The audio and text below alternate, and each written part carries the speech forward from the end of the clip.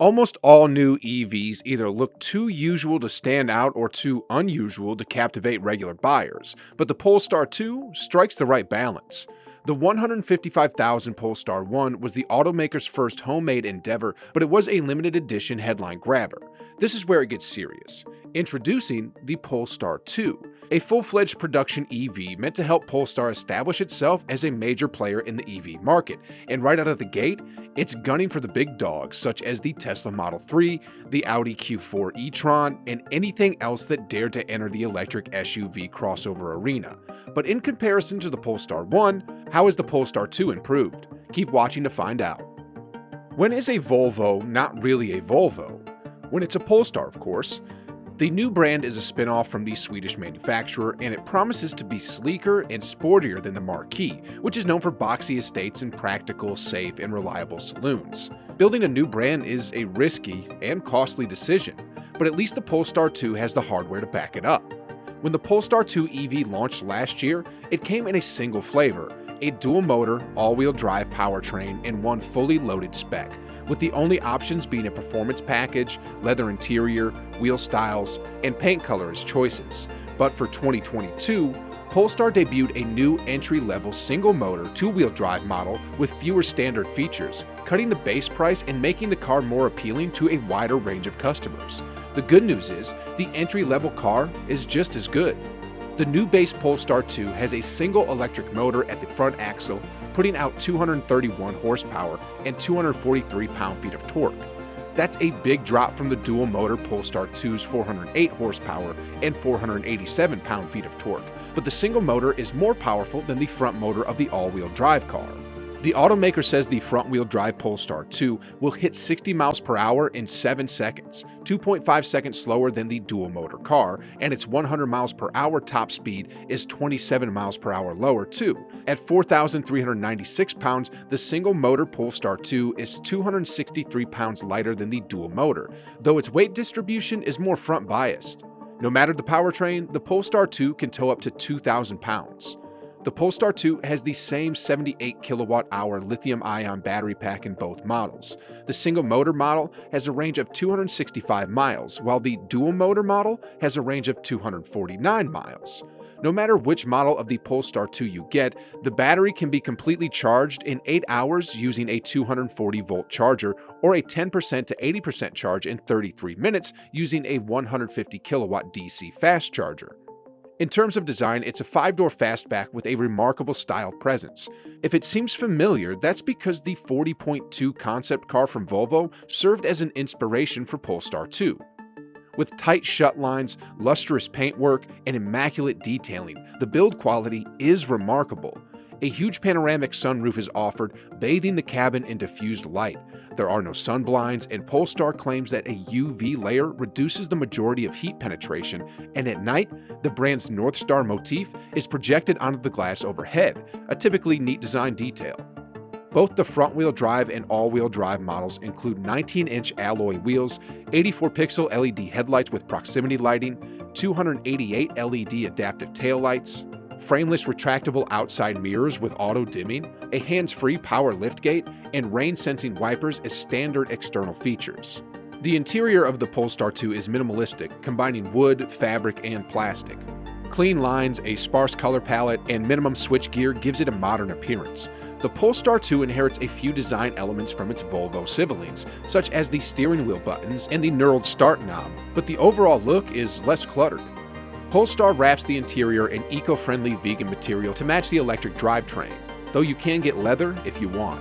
Standard interior features include ambient interior lighting, an auto-dimming rear-view mirror, heated and semi-power front seats with a manually adjusted backrest, and seats with a 3D embossed textile upholstery.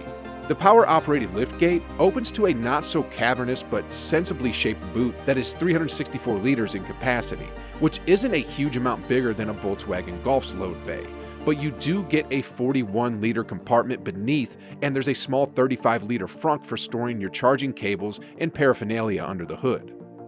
The Polestar 2 comes with an 11.2-inch digital gauge cluster and a portrait-style 12.3-inch central touchscreen running the automaker's Android Automotive-based operating system. This excellent setup remains one of the fan-favorite infotainment systems on sale. The Google Maps navigation integration is fantastic, with a full map view and directions available as a view in the gauge screen. Overall, the UI is smooth and clutter-free, and applications like Spotify ensure that you won't miss having Apple CarPlay, though Polestar promises that CarPlay integration will be available shortly. Standard features on every Polestar 2 include keyless entry, front and rear parking sensors, adaptive LED headlights, 4 USB-C ports, dual-zone automatic climate control, lane keeping assistance, road sign recognition, and automated emergency braking with cyclist and pedestrian detection. The front seats are partially electric with 4-way power lumbar support, but the backrest is manual. The driver's seat does have a memory function. Items that were standard on last year's Polestar 2 are now part of the optional Plus and Pilot packages, which are available with either powertrain.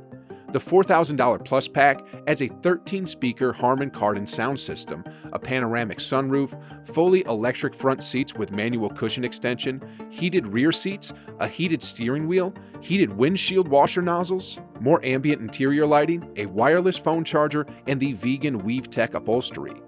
The Plus package now incorporates a mechanical heat pump, which Polestar claims will increase the car's range by around 10%. However, this has yet to be reflected in EPA estimates. The 3200 Pilot pack includes pixel LED headlights with a cornering function, LED fog lights, a 360-degree camera system, auto-dimming mirrors, fun startup sequences for the exterior lighting, and a bunch of driver assistant features like blind spot monitoring, rear cross-traffic alert, and automated emergency braking. The Pilot Assist system, which includes adaptive cruise control with stop and go and steering assist, is also included in this package. Even though the Polestar 2 comes fully equipped, many of the extra options, particularly the driver assist technology of the Pilot package and the interior luxuries of the Plus pack, will be missed by some. So it might be a better idea to invest in the package that suits your needs. Even if you don't get either upgrade, you'll receive an excellent EV with a nice interior and lots of features. The $5,000 performance package for the dual motor model isn't available on the single motor model, but it's basically pointless anyway, though the gold accents and 20-inch wheels look stunning. $1,200 for 20-inch wheels, $1,200 for any paint color other than black, $4,000 for ventilated Napa leather upholstery, which needs the Plus package, and $1,200 for a power unfolding tow bar are among the standalone options. The single-motor Polestar 2 starts at $47,200, including a $1,300 destination fee and any applicable incentives, while the dual-motor Polestar 2 now starts at $51,200. Even if you include the Plus and Pilot packs that were offered last year, the 2022 dual-motor Polestar is still $2,800 lower than the $61,200 basic price for the 2021 dual-motor model. The Polestar 2 is an EV to look out for regardless of specification, and the cheaper single-motor variant and improved configurability should appeal to a far wider audience. And now, we want to hear from you. Leave your piece down in the comments below. What do you think about the Polestar 2? Given the opportunity, would you buy a Polestar 2, or will you stick with a Tesla? Lastly, what do you think about the future of Polestar? Are they poised for success?